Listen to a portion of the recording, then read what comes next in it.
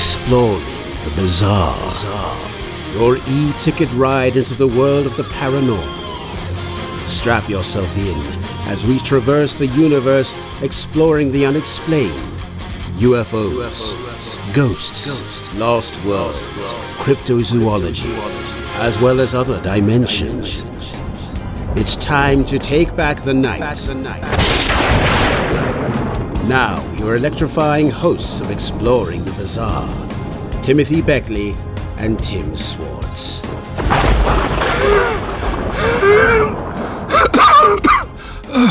Tim, can we slow down a bit? This high altitude is really getting to me. We've been climbing for over an hour and we haven't even seen the abominable snowman. Tim, don't be silly. We're not hunting the Yeti. This isn't the Himalayas. It's Mount Olympus. And we're in search of the ancient gods of antiquity, in particular the beautiful temptress Circe, who is known to cloud men's minds, not the abominable snowman. Oh, well, I guess she can cloud a few minds, mine in particular. Gee, I understand she's very proficient at performing occult rituals and ceremonial magic to lure humans into her web of desire. Well, if you want to find out, let's keep on climbing. In the meantime, we have to cross over into the Borderland with another guest from a far away land. Guaranteed it's going to be a really exciting show. Hand me that pickaxe, Tim, so we can scale this mountain wall a bit faster. Come on. Keep up already. Oh, I'm tired. Granola bar for you. Good. They're bad on my teeth. Yeah. And a St. Bernard. How about a St. Bernard with some brandy? Now, I can go for that. Yeah, but we're not in the Himalayas. Remember that. We're in Mount Olympus. Although I would imagine at a pretty high altitude there that it gets a little bit chilly, especially at night. But then we always have Apollo and Neptune and I was going to say Circe to keep us warm, but that may be politically incorrect these days, right? Yeah. So it would be a Saint Bernard with Ouzo. Yeah, sounds good to me. Yeah. So anyway, how have you been out there in Jasper, Indiana? I ask you that every week. Doing good. Yep. Well, every week. One of these days you're going to say. One of these days you're going to say something like lousy. Life sucks here in the Corn Belt. That's right. Well, except down here in southern Indiana, it's a little more hilly, and you don't get as much corn. Not like where I grew up in the central part of the state, where you could see all the way over into Illinois. Well, there you go. Is that flat? Can you see all the way over to Tasmania? Yeah, that's right. We can see Tasmania from my house. Well, there you go. Especially if you get on the roof and look towards Alaska. I know that. Yeah. Yeah. Well, see, you look into Russia and then down through Asia and then finally Australia and Tasmania. You need binoculars at that point. Well, let's find out what's going on over there because we have a very interesting guest this evening from halfway around the world. That's right. And I'm just really happy that we were able to get Louis to come on the show with us tonight, even though it's now about 9 minutes after 2 o'clock in the afternoon for him. But let me introduce him. We have Louis Proud. Now, Louis is a writer and researcher specializing in anomalous or Fortean phenomena. Some of his earliest and fondest memories are watching his father conduct backyard science experiments involving Tesla coils and other electrical contraptions. And we love Tesla and his coils around here. So now Louis' articles have appeared in Fortean Times, New Dawn, Fate, and Nexus magazines, and he's been interviewed on such programs as what is that? Is it Veritas Radio, Paranormal Realms? It is, yeah. And Whitney Strieber's Dreamland. Now, Proud is the author of Dark Intrusions, The Secret Influence of the Moon, and Strange Electromagnetic Dimensions, which, by the way, Louis, that's an excellent book. And his most recent book is Borderland Phenomena, Volume 1. And he currently resides, like I said, in Tasmania. So, Louis, thank you very much for being with us tonight on Exploring the Bizarre. Well, thanks for having me on the show. It's good to be here. Well, I have a question right off the bat here.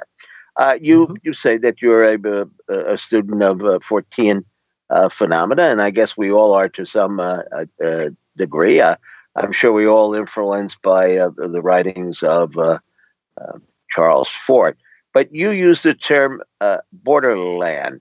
Would that be synonymous with 14, or how would you split the two terms apart?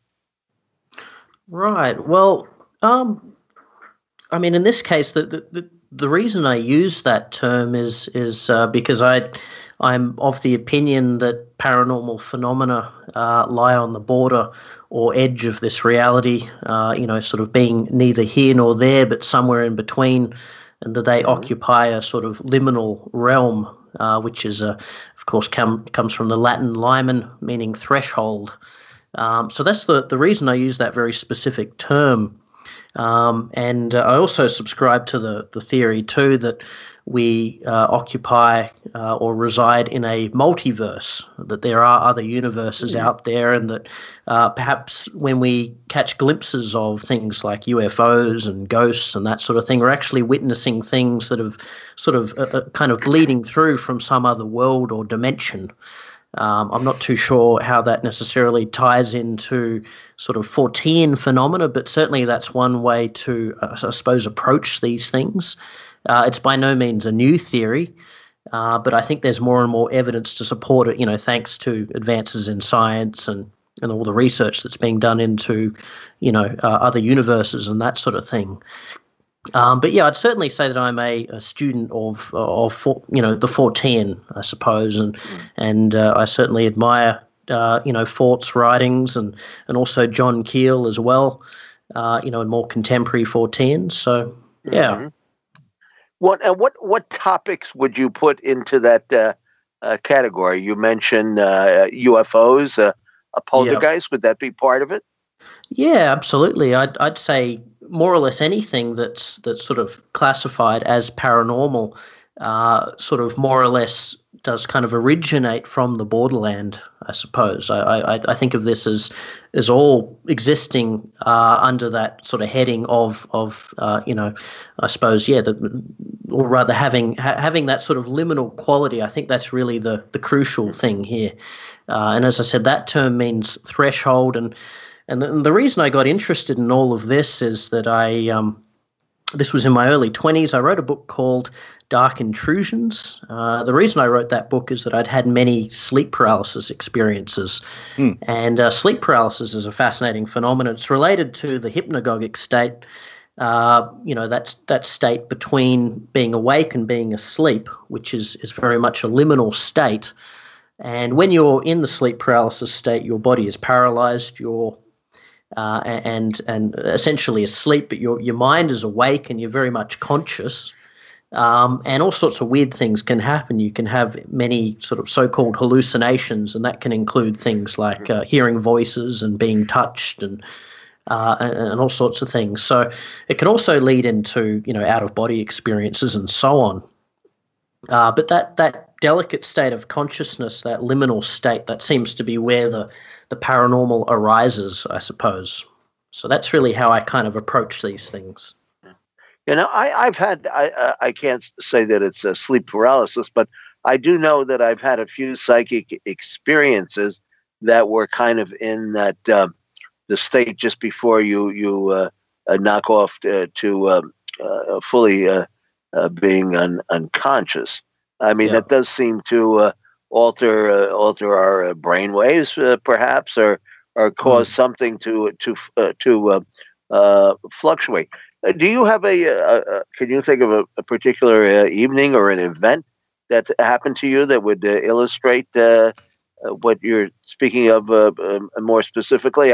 I'm sure that some people have heard the term in conjunction with UFO abductions. I mean, there are some people, researchers, skeptics, who would think that the abductions take place during this sleep paralysis period, and they're not what they seem to be. Yeah, certainly. Well, I suppose it's hard to sort of talk about one specific episode.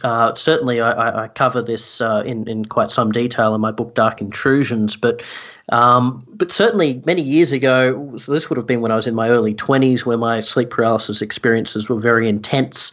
I was having sort of repeated it sort of seemed like a form of kind of psychic attack, I suppose. I kept having these very sort of violent sleep paralysis episodes where, there seemed to be, well, kind of like a demon in the room, sort of an evil presence that was doing all sorts of things, even choking me at one point. And also I was hearing these strange voices as well. And also the other strange thing was I was experiencing the bed being shaken. It's as though this entity was standing at the foot of the bed, sort of shaking it back and forth, and that sort of thing. Did you actually see an entity? There were times that I did actually have sort of some visual experiences. There was a time when because sometimes during sleep paralysis you can open your eyes and you can actually see the room quite clearly. And there was an incident there where I saw a sort of a strange kind of creature sort of seated on the bed beside me. It sort of looked like a kind of a troll or something of that nature. But certainly I can see how people could interpret these experiences as maybe sort of contact with alien beings or something like that. And of course, that is one explanation to explain alien abduction. People say, "Oh, it's really just sleep paralysis. It's all hallucinations." But I'm of the opinion that maybe some of these things do just originate from the imagination, but we could be dealing with real phenomena as well, real an actual perception of certain things that exist out there that we can't normally see during the normal waking state. So that's certainly one explanation as well. But yeah, it's a mystery, of course. Now, in your recent book, Borderland, the first section deals with spontaneous human combustion. I think I first read about this phenomena when I was a kid, and I got this book, this excellent book, and I still have the copy. The cover's torn off, pages are falling out. It was called Mysterious Fires and Lights by Vincent Gaddis. And Vincent actually was a newspaper reporter here in Indiana. Excellent book. I don't know whether that's in print or not. Actually, the Borderland Sciences Research Association. He lived, I believe, in the back of their main headquarters there in California, and they might have the book. They might have the book in print, and it's certainly a very worthwhile read if there is anything on the subject. And also to the fellow in Pennsylvania, Arnold. I could use that.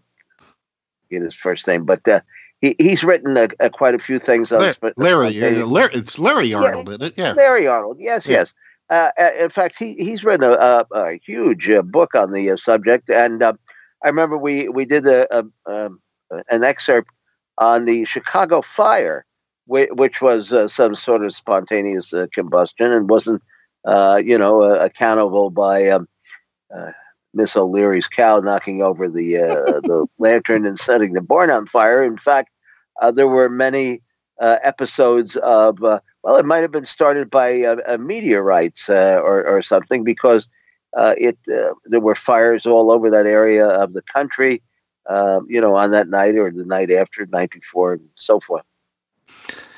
But back to spontaneous human combustion. Now, I don't know if a lot of our audience is familiar with this phenomenon. Why don't you talk about it a little bit, since it has such a predominant place in your new book? Yeah, absolutely. So the first section of the book deals with spontaneous human combustion. And basically, it's an unexplained phenomenon whereby the human body is almost entirely reduced to ash. Generally occurs within a period of sort of 10 to 12 hours, although it's hard to sort of put a time frame on it, simply because that individual may have, perhaps they haven't been visited in many, many days, that kind of thing. But generally, let's say that person was visited that evening, and then the following morning, their body, is found entirely reduced to ash. So, but basically, it seems as though the fire basically originates from within the body. It seems to be an internal process, and the fire just sort of completely consumes them. Or no, not entirely, because even though generally the trunk of the body is more or less completely gone. Sometimes the head, but there can be cases where there's, say, just like one limb remaining, that kind of thing, like an arm or a leg or something like that. But the really weird thing is that it's very, very difficult to reduce a human body to ash. That's really the mystery, because the human body's around 65% water, and to do that in like a modern crematorium where they use oil or gas, other fuels, they first of all, it requires a very high temperature, like it's somewhere around 1,000 degrees Celsius. In order to vaporize and oxidize the human body. They also use forced air as well to oxygenate the fire. Of course, takes around sort of 90 minutes to 2 hours. But even then, there are actually bones remaining, fragments of bone that then need to be pulverized using a machine called a cremulator.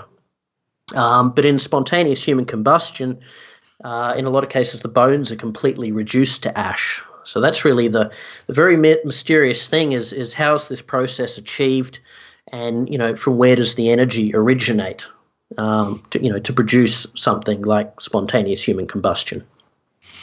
Well, I know that there's been cases where most of the incidents have happened when a person is by themselves.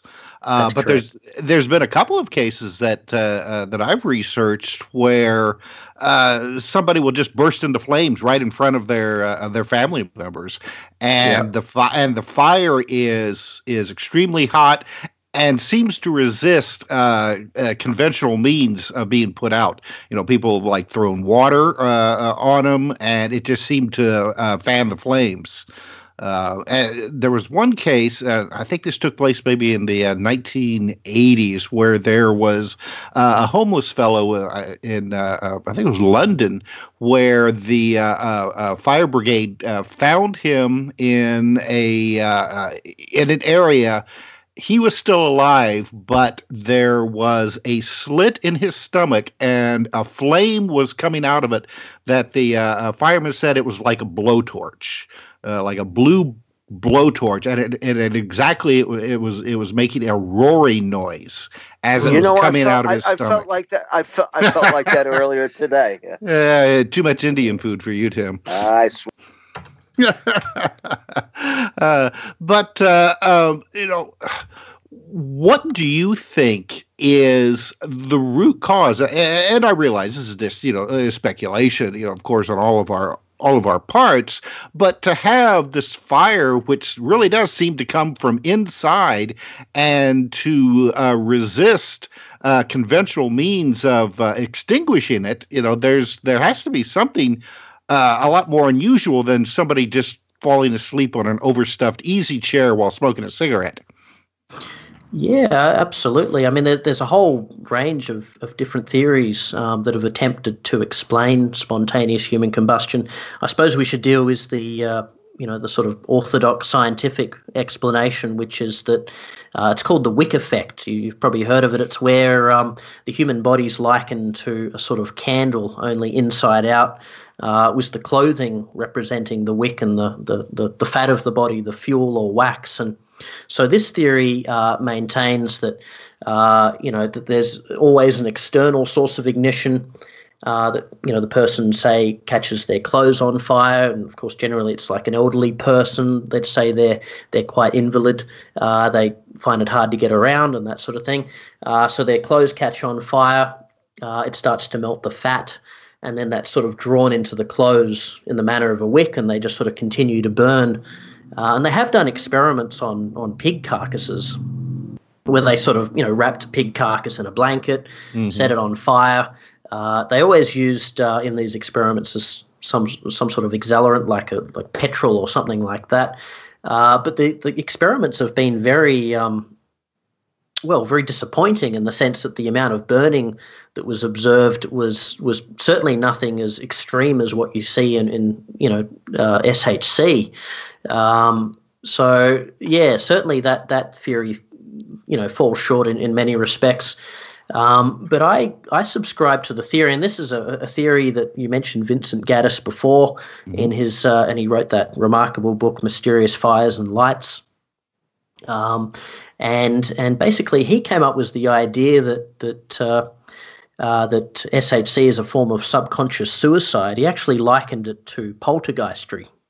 So, as we see in poltergeist cases, there's an individual around whom the activity occurs, the agent or focus, and these people are generally adolescents. They may be sort of sexually repressed or certainly very emotional, frustrated individuals, and that they cause this activity to occur, using their subconscious mind. It's a way to sort of let out all that pent up, frustration and anger and so on. So they're basically externalizing this energy, if you like.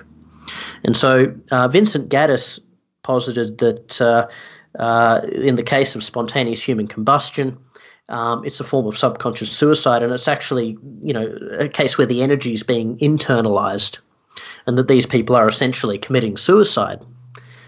He also did talk too about the electrochemical nature of the human body as well. So his theory is that there's a sort of psychic trigger or mental trigger in spontaneous human combustion, and that the energy that's involved is actually the body's electrical energy, because the human body is essentially like an electrochemical machine. All the activity that occurs in our body, all our thoughts and so on, are characterized by electrical activity, nerve impulses and so on.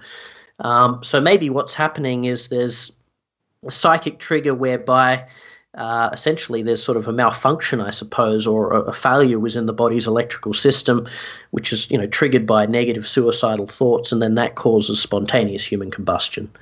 So I think that's really the most fascinating way of looking at it. I think that's like the strongest theory for spontaneous human combustion. And we do find too that a lot of the victims they're elderly people. They're quite depressed and lonely.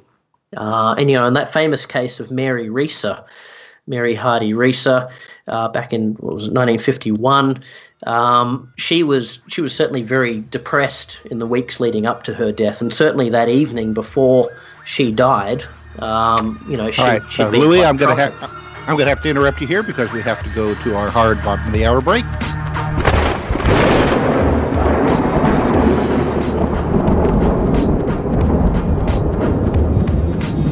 Now back to exploring the bizarre with two of the most electrifying researchers in the paranormal, your hosts, Timothy Beckley and Tim Swartz. All right, welcome back to Exploring the Bizarre. I'm Tim Swartz, and tonight we're talking with Louis Proud. Now, Louis,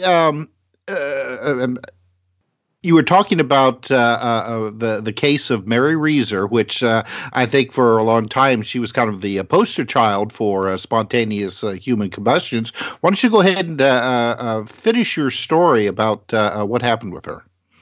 Yeah, certainly. So it is certainly one of the most famous and fascinating cases of SHC. So Mrs. Reeser was a 67-year-old widow of a doctor. She lived in Columbia, Pennsylvania, before moving to St. Petersburg in Florida. She wanted to be closer to her son and his family. She despised the heat and humidity in Florida. She really wanted to be back home. So she'd been living in an apartment there in St. Petersburg for about 5 weeks, when on the night of the 1st or the 2nd of July, 1951, when she died, basically pretty much her entire body was reduced to ash. She weighed about 170 pounds. She was, of course, seated on a chair at the time. That the chair, too, was reduced to ash, apart from the springs and other metal parts of the chair. But basically, all that remained was her supposedly shrunken skull. There was also part of her left foot. It was actually still clad in its slipper. And there's that famous photograph, of course, of the basically the foot just sitting there with the slipper still on, which is one of the most famous, photographs of SHC. And there was also like a chunk of backbone remaining as well. So it was a very, very strange, very dramatic incident of SHC. The other thing too is that they, because police and firefighters were involved. They went in, they documented everything, and there was very little damage to the actual apartment itself. There were a few things like, obviously the walls were coated in soot and that kind of thing. There was some obvious signs of there having been a fire, obviously, but it was a very localized kind of fire, which is another characteristic of SHC, which is very strange. So there was smoke blackening and soot and so on. All of that occurred just from about 4 feet above the ground, and everything below that height was more or less unaffected, apart, of course, from Mrs. Reeser in a chair. But it was a very strange case. And the thing is, too, I was talking about her mental state the night before she died. She was very upset because she'd been trying to go back to Columbia. She wanted to rent an apartment over there. She hadn't had any success. And so on. And the last 2 people to see her alive was her landlady, a lady named Pansy Carpenter, and her son, Richard Jr. He was also a doctor. And Mrs. Carpenter said that she was awoken early on the morning of the 2nd of July by a sort of dull thud and a muffled report, and that she smelt smoke as well. And then it was later that morning that a telegram arrived from Mrs. Reeser, and she went to deliver it to her, and she touched the screen door, and it was actually hot to the touch, and then she smelt smoke, and she noticed that there was soot on the walls of the hallway, and so on. And that's when the police and firefighters were called in to investigate it. The police report, they concluded that because she was a smoker, that and she did take mild sedatives as well. She had taken a couple that evening, certainly not enough to completely sort of knock her out. But anyway, they said that she'd been smoking, she'd fallen asleep, she'd dropped a cigarette, and then it had caught fire to her chair, and then, the flames had built up and she'd been burnt that way. Which is sort of a feeble kind of explanation, because it is very, very difficult to set fire to a chair, certainly just with a dropped cigarette alone. And as I said, all those weird characteristics, with the fire being very localized, and the amount of burning that occurred too. And there was a anthropologist, Wilton Krogman was his name. So he was an expert on death by fire, and he happened to be vacationing near St. Petersburg at the time that this was happening, and he was called in to sort of offer his expertise and opinion on the case, and he was completely baffled by it as well. And he certainly did not buy the theory that it was just due to a dropped cigarette. He said that the amount of heat required to completely consume the bones, as happened in the Reeser case, he said it would have to be around 3,000 degrees Fahrenheit, which is around 1,650 degrees Celsius. And he said that, and this is a quote, "I cannot conceive of such complete cremation without more burning of the apartment itself." Because there were objects nearby her body, like piles of newspaper, and there was a bed as well that were, barely scorched. So very unusual. I remember a case one time where this was an elderly gentleman who was in bed with the covers on top of him, and he actually burnt through the bed onto the floor, yet his bedclothes were just lightly scorched. But he had been reduced basically to a pile of ashes. Yeah, right. Yeah, that's the weird thing. There can be objects nearby that are completely unaffected. And how do we explain that if this is just a case of sort of conventional fire? I suppose there could be other energies involved. Certainly, it's not a normal process of burning. Well, now, you mentioned how there are similarities between spontaneous human combustion and possibly a poltergeist activity. Well, as you well know, one of the favorite things for certain cases of poltergeist is the starting of unexplained fires. Yeah, that's correct. Yep, so that's certainly one aspect of poltergeistry.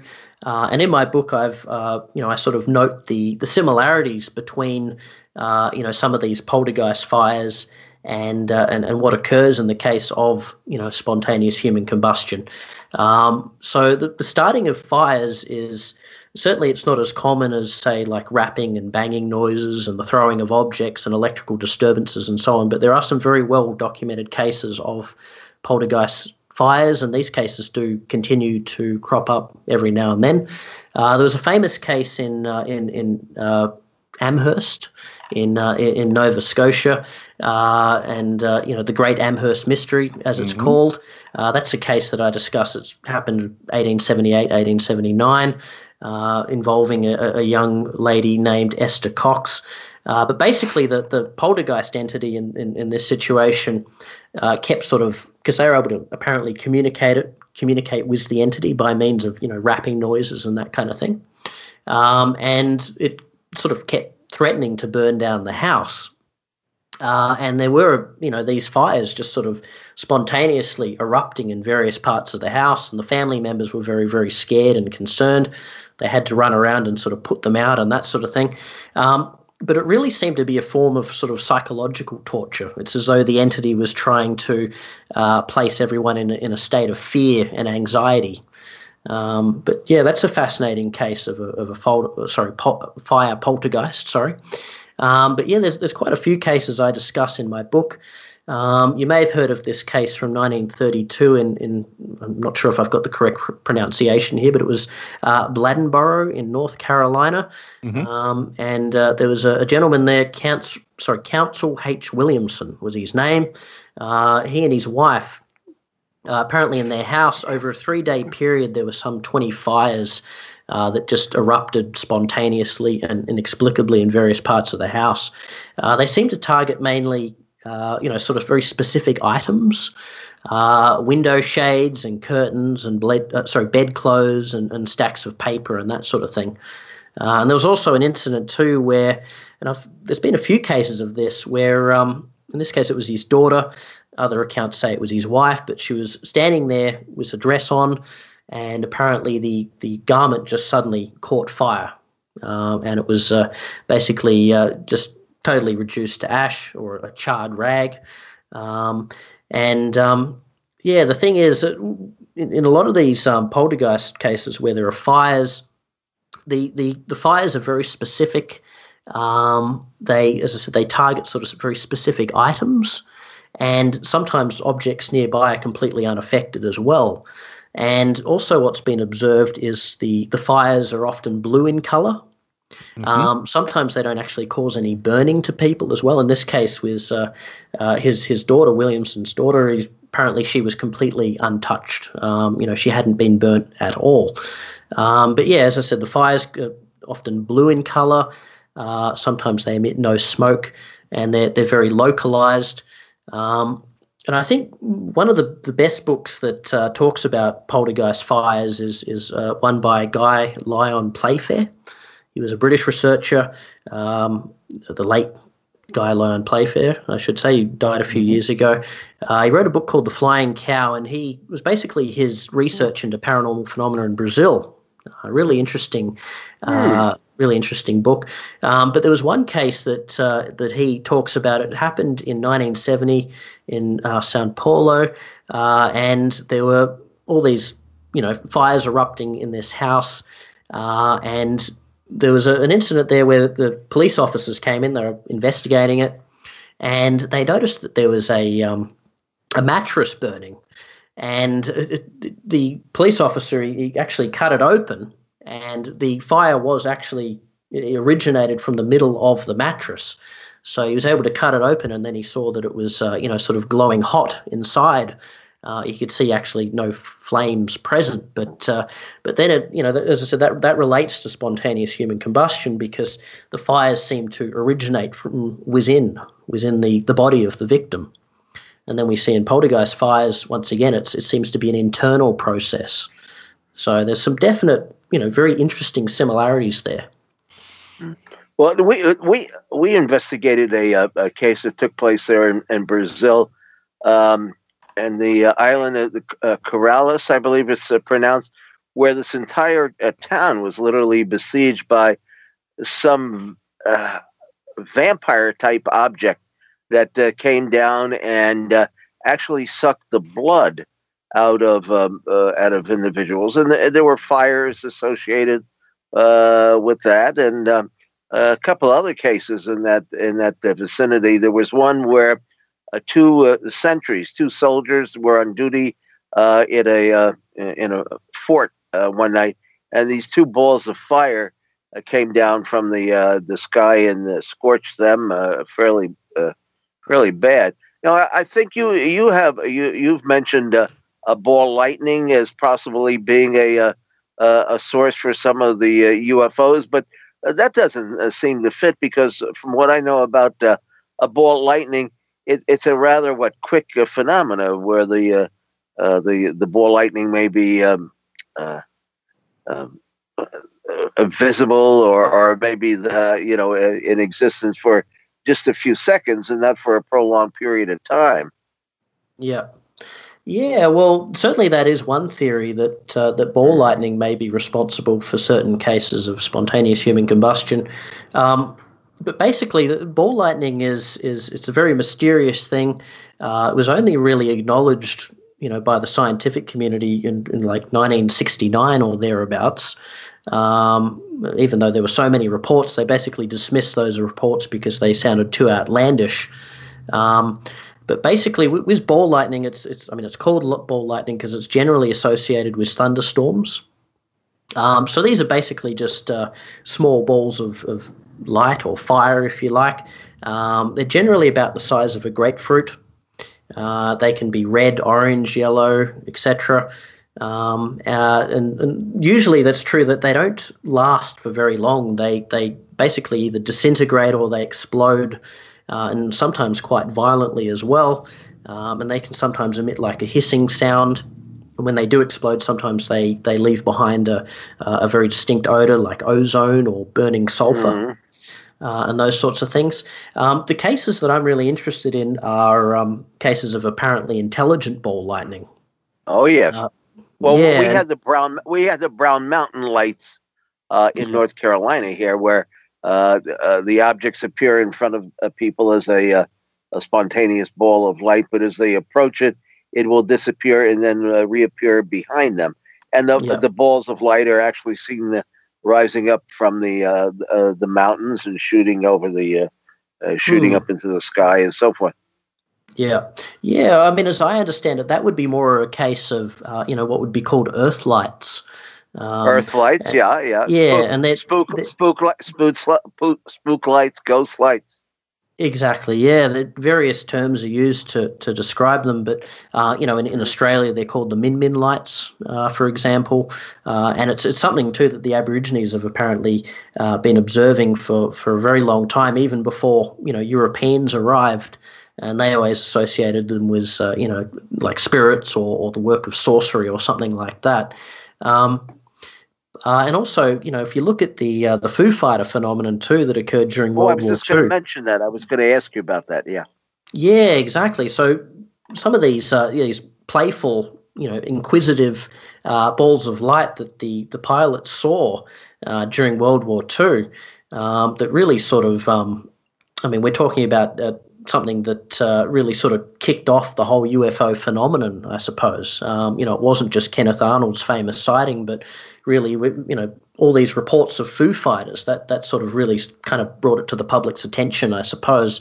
But yeah, very similar characteristics, these strange balls of light that would just suddenly appear. They'd circle around planes and then they'd shoot off. And the pilots thought they were some sort of, secret technology created by the Nazis or something like that. And of course, apparently even the Japanese and the Germans did also witness these things as well. And this is something that Vincent Gaddis discusses as well. He came to the conclusion that with the Foo Fighters, it may be some form of intelligent sort of high altitude ball lightning. But if we go back to the idea of ball lightning possibly causing spontaneous human combustion, I think it's an intriguing theory. We know that ball lightning can certainly injure people. It can burn them. Sometimes it can give off a lot of heat, though not always. It seems to be associated with, it's believed to be like a form of high-density plasma, like an ionized gas. And plasmas, of course, can be quite hot. But there are a few cases that I mention in the book that suggest some kind of connection between ball lightning and spontaneous human combustion. There is just a very famous case that was reported in 1961 in Fate magazine. There was an American reverend, Winogene Savage. Apparently, one of his friends was apparently saw this, basically saw like a ball of light in the house, or a ball of fire, if you like. He apparently heard his wife screaming, and this object was sort of hovering over her body. And then he tried to put out the flames, but to no avail, and she died. So that's apparently the room itself suffered very little damage, although the woman, of course, was very badly burned. So there's an interesting case there as well. There's a few others that I mention. I suppose that probably one of the most fascinating cases was a case in 1978. There were 5 mountaineers. This was in the Caucasus Mountains in Russia. Reported seeing like this yellow blob, is how they described it. And bear in mind that this was, of course, at a very high altitude. So this perhaps ties into the idea of Foo Fighters being a form of high altitude ball lightning. So apparently this object came into their tent, and apparently very deliberately and methodically sort of took turns diving into their sleeping bags, and burned them horribly in the process, and they were screaming. They're in incredible pain. One of the men talked about being sort of blacking out repeatedly, apparently because of the pain. They were flown to hospital, and apparently they had very bad burns. And they also talked about the having basically chunks of muscle being torn from their bones and that kind of thing. So it's a very it sounds like their injuries were very gruesome. So really, and in fact, in the report, they do actually describe it as ball lightning as well.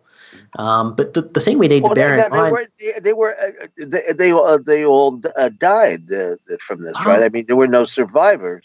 Apparently, one of the men died. It was only one, yeah.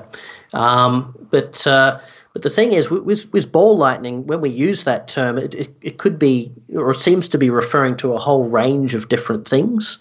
And there could be all different kinds of ball lightning that have very different sort of mechanisms of production. And that's why I use the term anomalous lights to refer not just to ball lightning, but to earth lights, spook lights, ghost lights, etc., earthquake lights, and so on, and also some of the orbs too that occur in poltergeist incidents as well. So, That's why we have one here in Tim. Is it Indiana? The Morley Lights.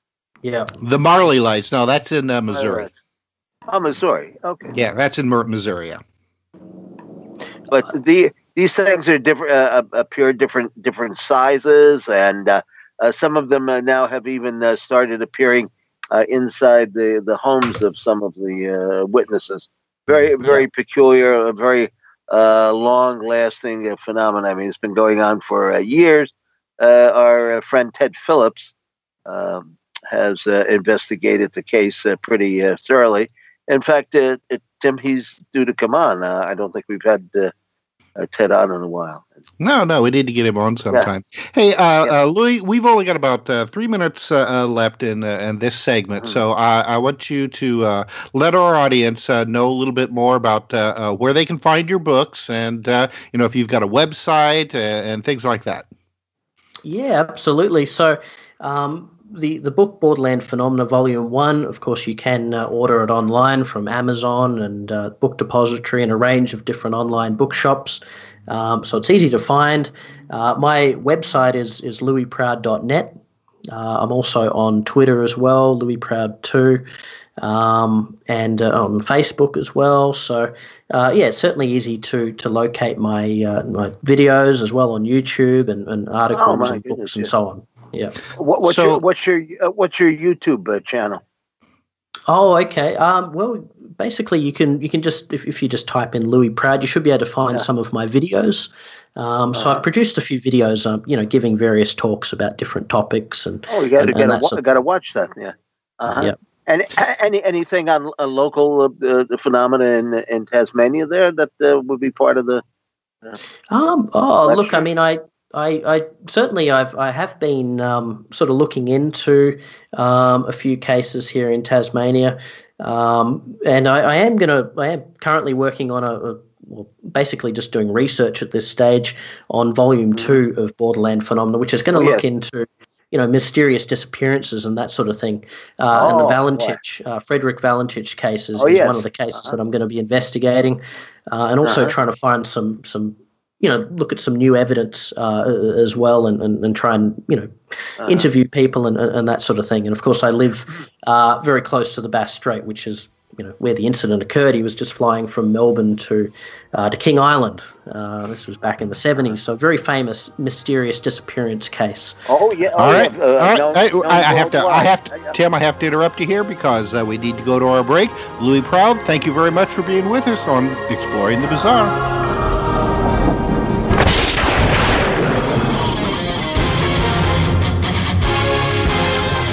Exploring the bizarre. Your e-ticket ride into the world of the paranormal. Strap yourself in as we traverse the universe exploring the unexplained. UFOs, ghosts, lost worlds, cryptozoology, as well as other dimensions. It's time to take back the night. Now, your electrifying hosts of Exploring the Bizarre, Timothy Beckley and Tim Swartz. All right, welcome back to the second part of Exploring the Bizarre. I'm Tim Swartz with Timothy Green Beckley, and in our first segment, we had on author Louis Proud. And now, Tim, we're going to shift gears a little bit and bring on our second guest, a very good friend of yours, and I've had the opportunity to meet her myself. Yes, you have indeed, and we're still only halfway up the side of Mount Olympus. We still got another bit to go, but I do see the clouds up ahead, so I think we'll soon be forging into her front door there. Circe, you're obviously you're of a Greek heritage. Who is Circe in mythology? Okay, well, Circe is the daughter of Helios, a Titan, and a nymph. So that I'm happy to hear. She was not considered actually very beautiful to the nymph standard, and so therefore she was kind of shunned by her mother and sister, who were much more beautiful than her.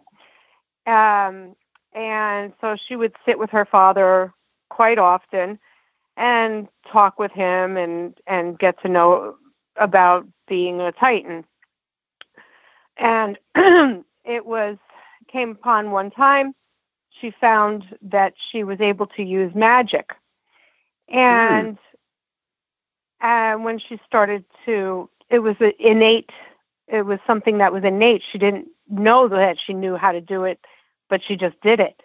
And it was forbidden for a Titan to do something like this. So Zeus punished her and shunned her from her place of living and put her on her own island. And she was not to leave, but her friends and surroundings were the animals and the flora and the fauna. She would be called upon many times to come and do favors for men, for the one time for her brother and the one time for her sister, who was very, very cruel to her, but she still went to do it only to find out she was tricked. So it jeopardized men's lives because they took her on the ship with her. So she was very upset with her sister and turned her into a sea monster. And so she had quite a bit of magical powers that she could utilize. And her brother as well, who actually had trained her how to do it. Mm-hmm. Yeah. Now, we should point out to the listeners that even though this would come under the definition of mythology, there are still quite a few people who believe in the ancient gods of Mount Olympus, and in fact, our mutual friend Hercules, who's been on the program several times, he talks about how they come down from Mount Olympus and actually even party, maybe perhaps that's the word, party with some of the locals, and have been known to even impregnate some of the women there. Now, do you see them as being physical beings? I mean, do they actually still exist? Sure. They what they do is they'll inhabit somebody. They will take over and send messages. So Hecate comes to me quite often, and she'll send me messages about how to do something. Now, who is that again? Okay, so Hecate is the goddess of witchcraft. She's also a Titan, but she's very, very revered and feared by all of the gods, even Zeus. And she took Circe. Now, see, there's a couple different mythologies. Some say that she was the daughter of Hecate, and then some others say that they were almost one and the same. But she was a follower of Hecate's religion and practices, and she taught her a lot of the stuff that she knows. And so Hecate will come to me every now and then. She'll send me signals, or she'll send me a message. And then if I'm fighting for a spell or some kind of herb, I'm not quite placing it, I can't remember it, I'll be walking down the street and someone will mention it. And I'll say, that's what I needed. Yeah. So sometimes that's how a lot of the information will come to me as well. Well, now, how I've known you for quite a number of years, socially and in the magical field. We share an interest in music and so forth. How did you first find out that you had an interest or could practice magic, or that you were able to cast? Would you say spells? I mean, is that what you do? Is cast spells? Yeah. I guess around 7 or so. I was introduced to it through my brother, who had given me a book from Sybil Leek, who is a very famous. Oh yes. Oh my witch goodness. Yes. From England. Yeah. Yeah. So I had her book, and I was reading it, taking notes, everything like this, and then I started dabbling, and I found that I could move things sometimes. So I would be able to move something across the dresser, or I could change something's color, or I was able to read somebody, know something about them that they wouldn't necessarily have told anyone. And then I would also have premonitions. So if I would be around somebody, I would get their history and where they're going. And it oftentimes will kind of overpower me, and I can't stop it. So sometimes people, when I'm doing this, they kind of say, that's enough, I don't want to know it. But I can't stop it once it starts going. And it's almost like something has taken over me. And I believe that to be Circe. And she, you wanted to know this is what you're getting. And that's the kind of person she is. She's very dominant, very decisive, and very, forthcoming. She'll tell you everything you needed to know, and then some. So then you're actually channeling some of these. Would you call them deities? Yeah. Well, Circe in particular, I channel. When I was younger, my family would liken me to Athena and stuff, but when I went to the Acropolis,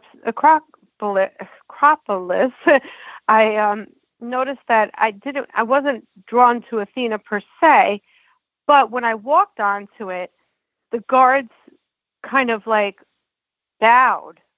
They didn't do anything. And normally they would, take you out by guns. You're not supposed to walk on the Acropolis. And so, I was just standing there, just like talking, and I just started chanting something. And my uncle heard it and was like, "What are you saying? How do you know that?" And it was something that Athena had said also, but in a sense, it was a prayer. And he was like, "How did you even know that?" And I said, "I don't know." And it's only because I was probably in that area and then channeling her that I would be able to do that.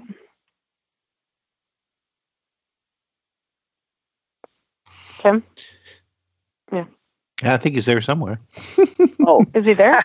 Well, that's at the mute button again. There you go. Can you give us a couple of examples where people actually came to you and you were able to do something?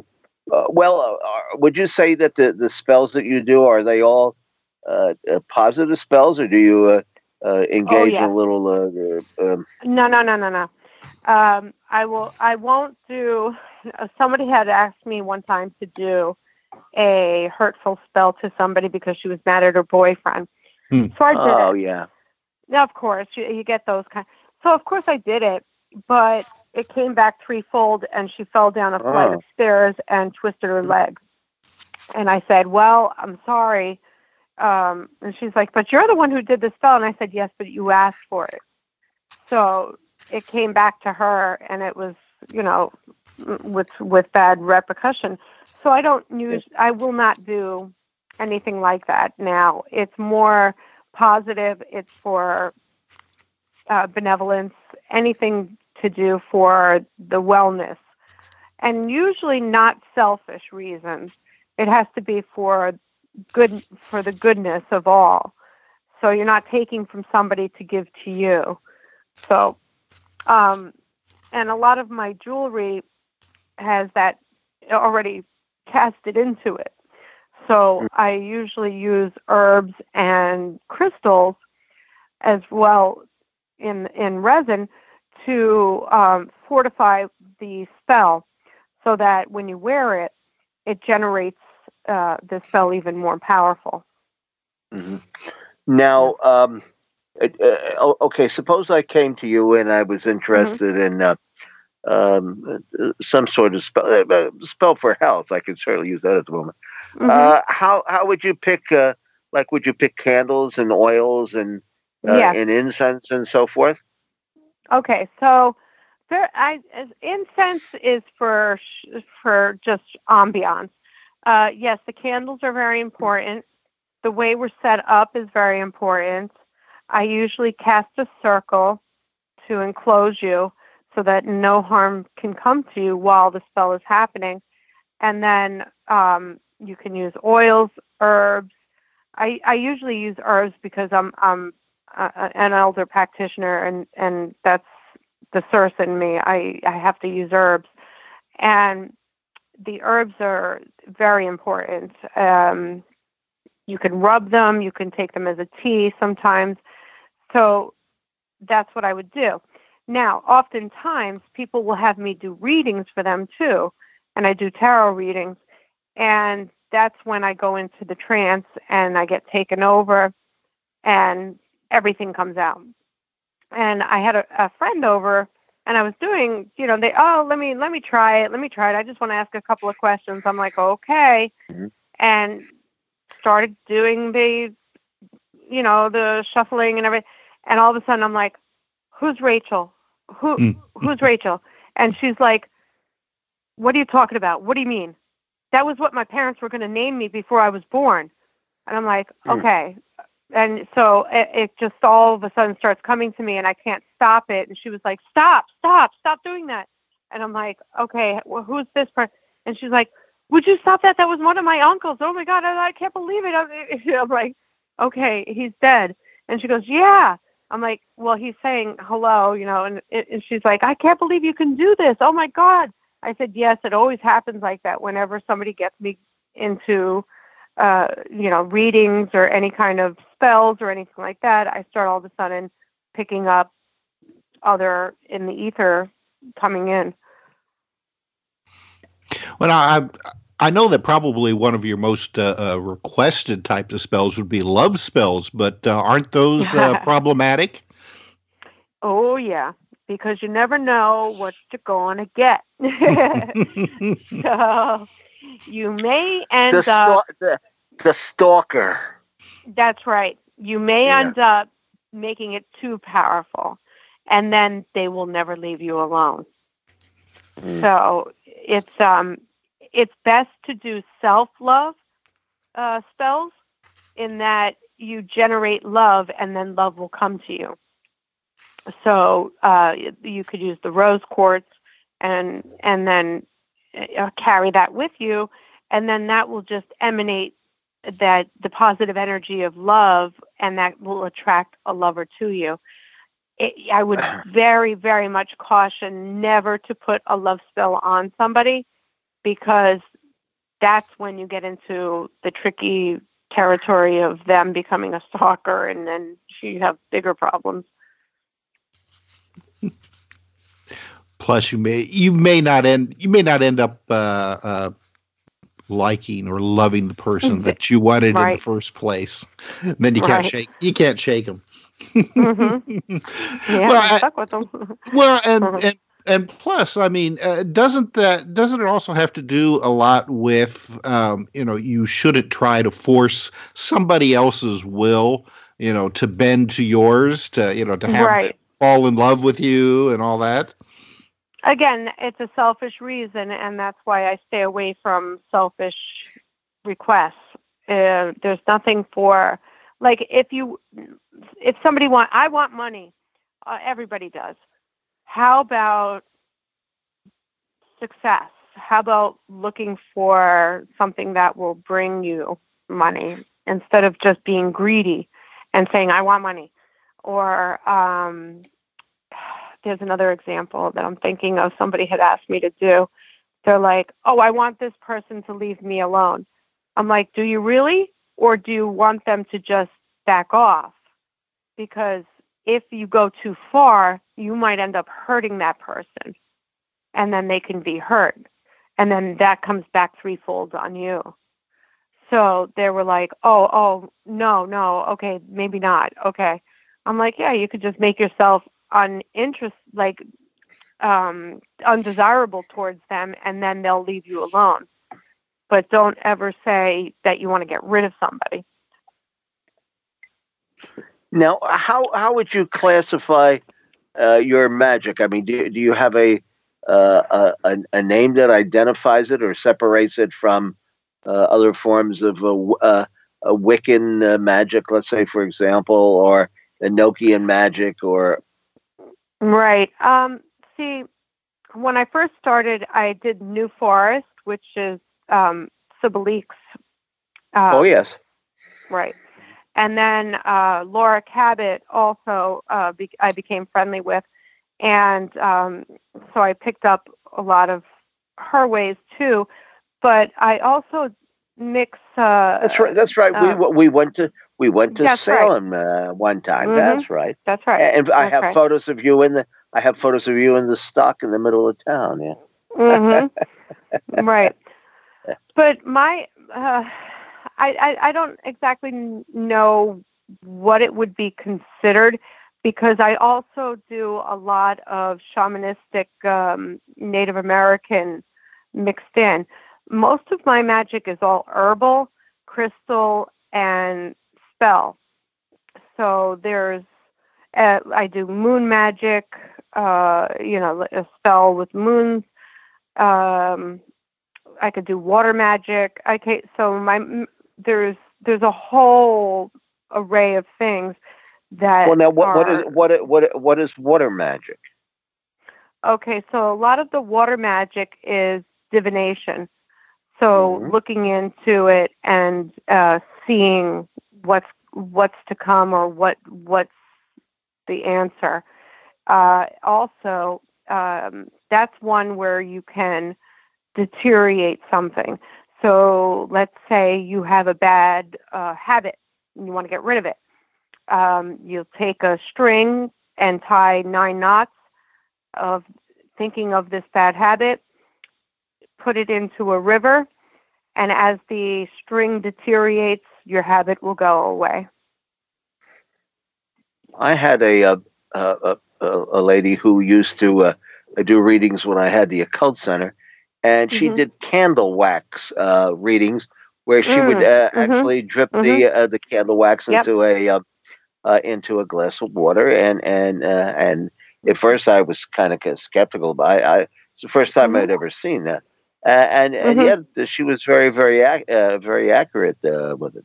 So there's all forms of divination. I mean, most people are not even. Right. You could even read the bumps on a person's head. Right, phrenology. So yeah. But the scrying and the divination through water is one of the purest ways of looking. I use it with reflection of the moon to help me to see. How about a magic mirror? Yeah, you could. Mirrors are also. I have my magic mirror over my altar. So yeah, you to consecrate it, you have to use the moon magic to consecrate it. But what were we saying about the spells? So I lost my train of thought. But okay, so I guess that way. Oh, the candle wax. Yeah, I've seen that done, and although I don't use that form, my premonitions and my way of feeling is through the tarot cards. My deck has been with me since I was 10. And do you use the a white rider deck, or do you use another deck? No, the Aquarian. And it's been with me since I was 10, so it knows me even. And it'll come up on spot, unless it doesn't like the question that somebody has asked. And then I'll say, you have to ask it a different way. Like, so if it's a selfish question, or if it's a question of harm or something like that, it will not answer. It'll give a confused response. So it kind of, I channel through it, and it channels with me too. It resonates with me, and that's when I can go into a trance and give you more. Now, when you go into a trance state, do you hear an audible voice speaking like into your inner ear, or? Yeah. So I call it the ethers, and it's everything around me starts speaking to me, and all of a sudden someone will say a name, and I'll say, "Who's this?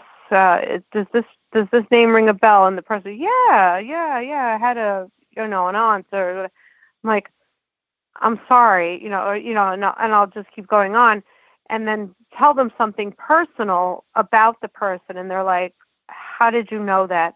I actually caused one gentleman a lot of pain because I told him, about his uncle who was in the army and was gay, and I said he wanted to let you know that it's okay that you were, that you didn't accept him. He says he still loves you, and he just started breaking down and crying and everything. He's like, "I knew it. Oh my God." So sometimes it can help, and sometimes it helps to close some of those, loose ends that people have left. All right, I'm going to have to interrupt this conversation for the moment because we are coming up to our bottom of the hour break. So when we come back, we will continue our conversation with Circe on Exploring the Bizarre. So stay tuned.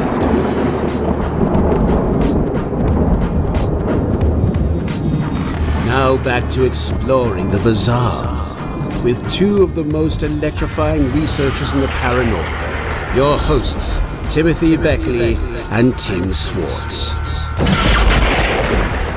And welcome back to the... It's like thunder, I think, Tim. Well, that's because that would be Zeus. Oh, he's still pissed. Okay, well, and that's beautiful, though.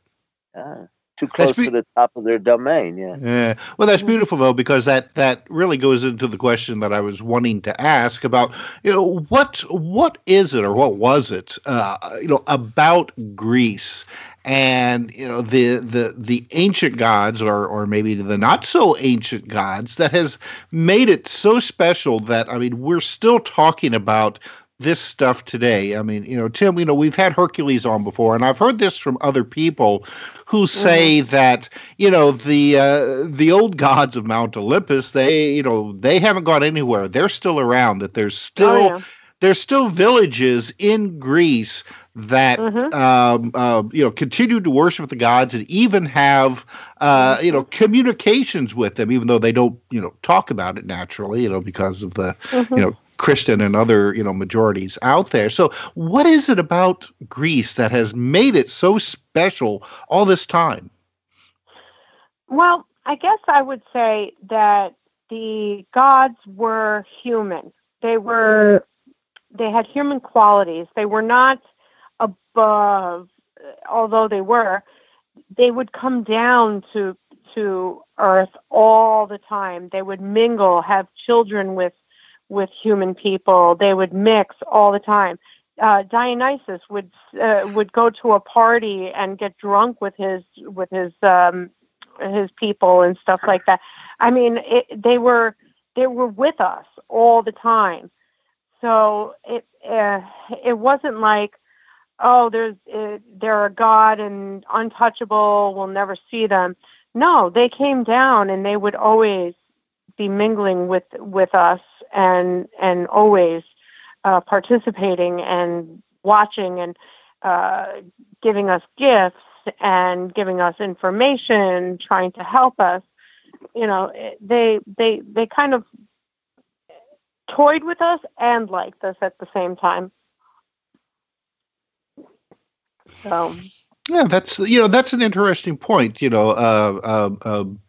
Personable, human like gods with the with the same strengths and weaknesses that we have. Right. Yeah, they. So like, they were angered. So Hera would get angry with Zeus every time he would go and have an affair, and she's been known to turn women into cows and stuff. I mean, it's this like a god should not have those types of angers or this or that or jealousies, but they do, and it shows a humanistic quality of them, and they were also to be feared because they were powerful and magical and had these powers. So it was, I guess that's what makes it so enchanting. And there was a god for everything. God of thunder, god of Dionysus, wine.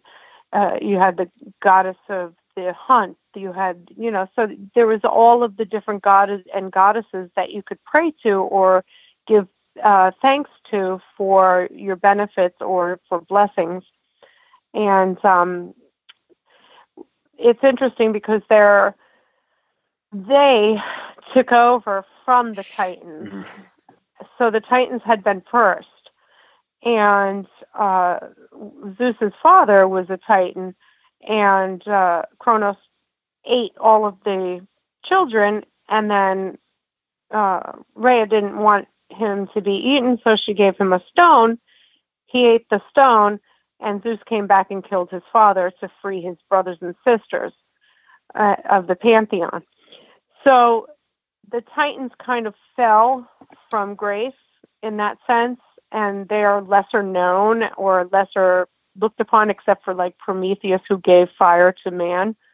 But the gods then became, I guess, more honored because of that. Now, I just want to talk a little bit. Okay, you've had all of these experiences, and you do the channeling and so forth. Have you had, growing up, your share of paranormal experiences? I mean, other spirits and ghosts and things along that line. I know you and I have gone. I know you and I have gone to lighthouses that are said to be haunted. Yeah, and we might have even had a sighting of the Jersey Devil. Correct. Right. Yeah, which when is, we had been driving, I had seen the eyes. Yeah. Yeah. Yeah, I do. I actually do see. Sometimes I'll catch a spirit or a energy that comes by, or I get a feeling, or something touches me, and I know something that I shouldn't know. Recently, I had gone to a gypsy, and I had my daughter go just for fun. We were going to go and have our fortunes told because I thought it would be fun. And the lady looked at me and she's like, you know what? I have to get my mother. I'm sorry. I have to get my mother. You're too powerful. And I was like, what? What are you talking about? And she goes, no, I can't read you. So her mother comes in and she's like, some energies don't work well with others. And I said, I fully get it. And she goes, oh, now I see why. She goes, you're a goddess. And I'm like, oh, okay. I'm like, thank you. She goes, you have a lot of power. Your magic is very strong. And I said, okay. And she goes, and you also have the gift of sight. And I'm like, yeah, I know. And she's like, so why are you here? I'm like, because I wanted to see, if somebody else could actually see this. And she was like, she's like very funny. But yeah, it's always been there. And oftentimes when I'll walk, and I love cemeteries especially, but I'll always catch out of the corner of my eye the spirit that wants to be heard or to tell their story. And I'll allow them to talk to me, but a lot of times my head gets overwhelmed and I get very bad headaches from it. And that's just the problem of having that. And so I'll just write stuff down and then later find out about it and say, oh, wow, this is what it was about.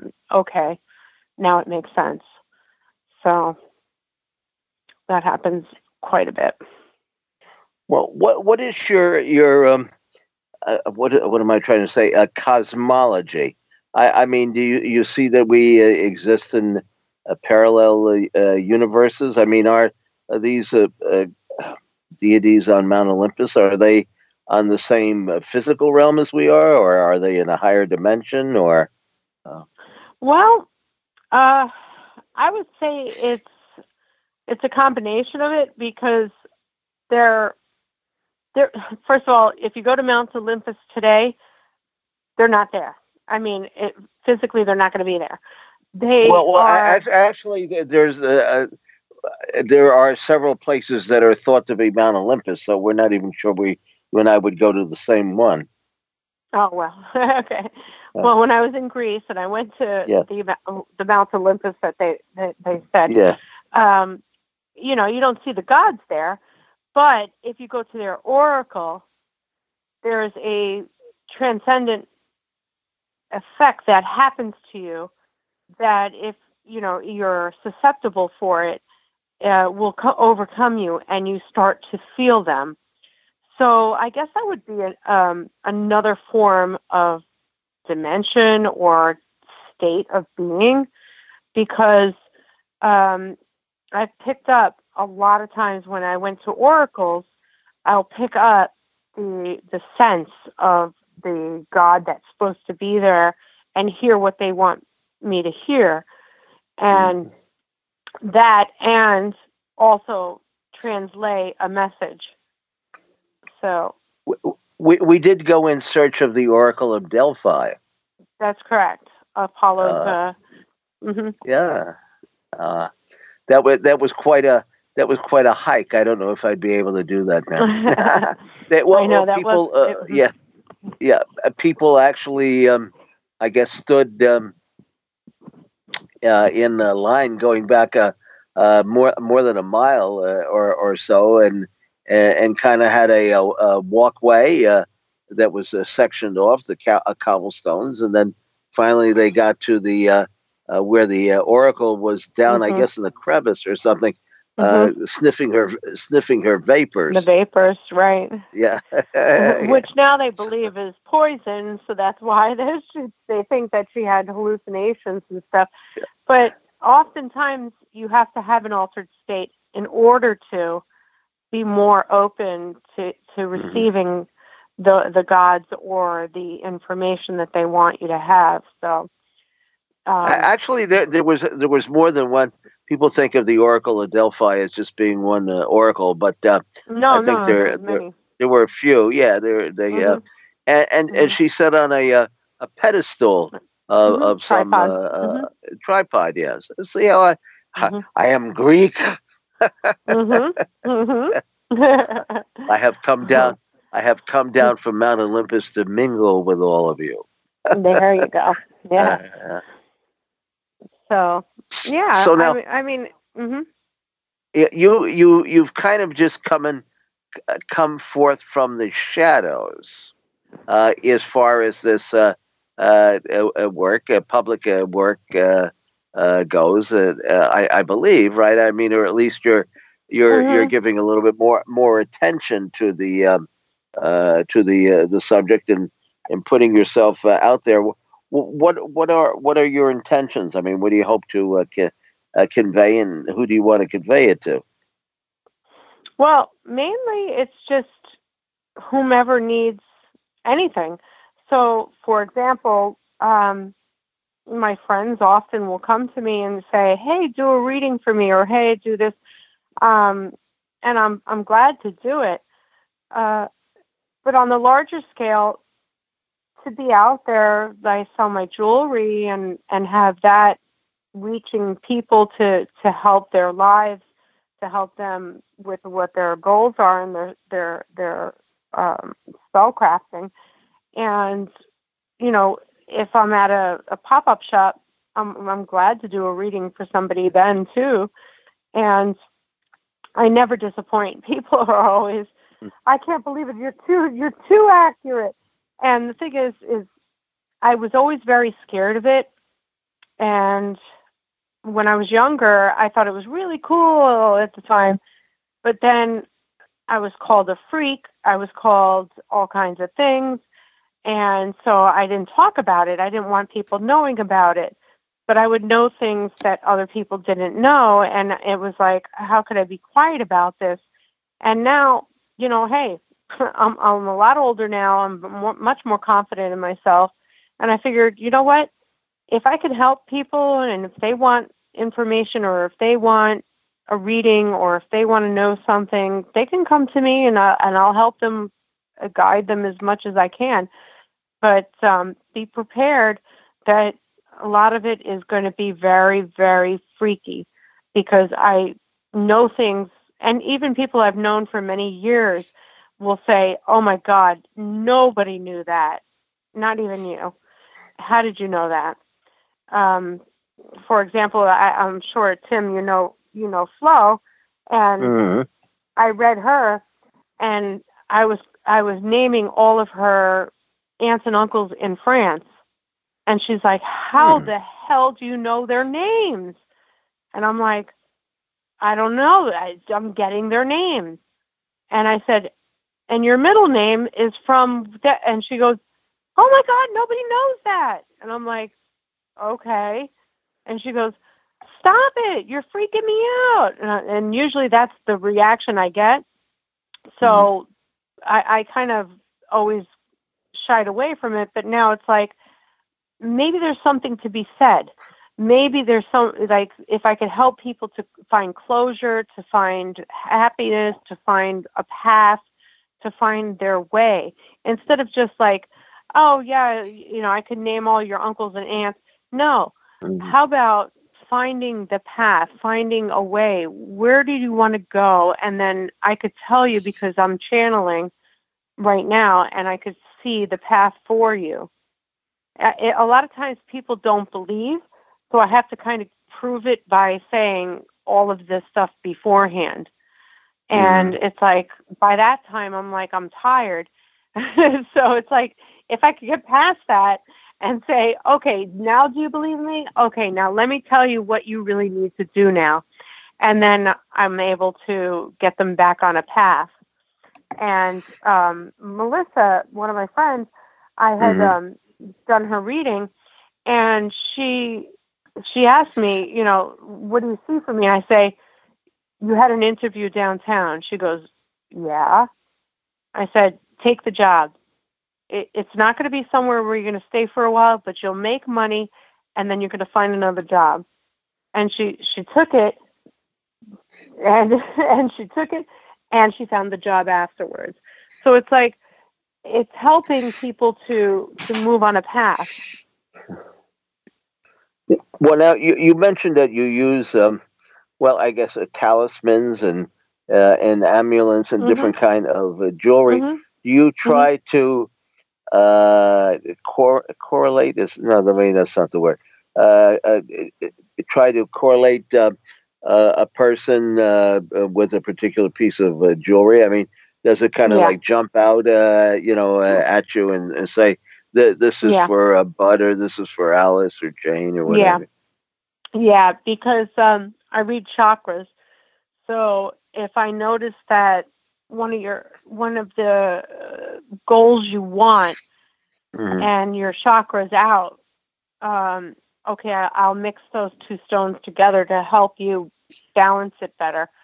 So, for example, I made somebody an amulet, necklace that was, they wanted love, but they also wanted to have some kind of balance of power, like some kind of feeling of self-power.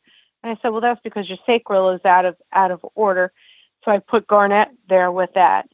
So the garnet and the rose quartz together will vibrate a certain element for the person, specific for them, so that it's so that it's for them. And I use a copper wiring spiral to help with the conical generation of the energy.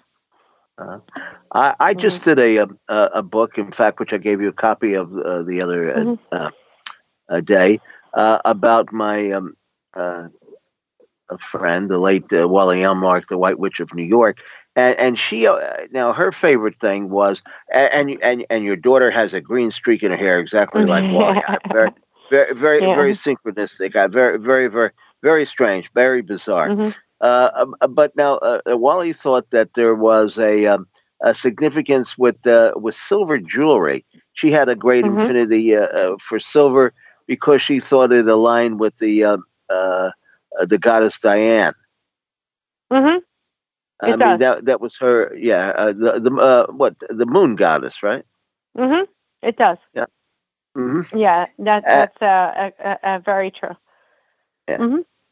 And I think witches. I don't know if you have another name for people who practice the craft. You know, when you say a craft, there are all forms of a witchcraft. I mean, like you talk about Gardnerian and some of the other groups that are active today.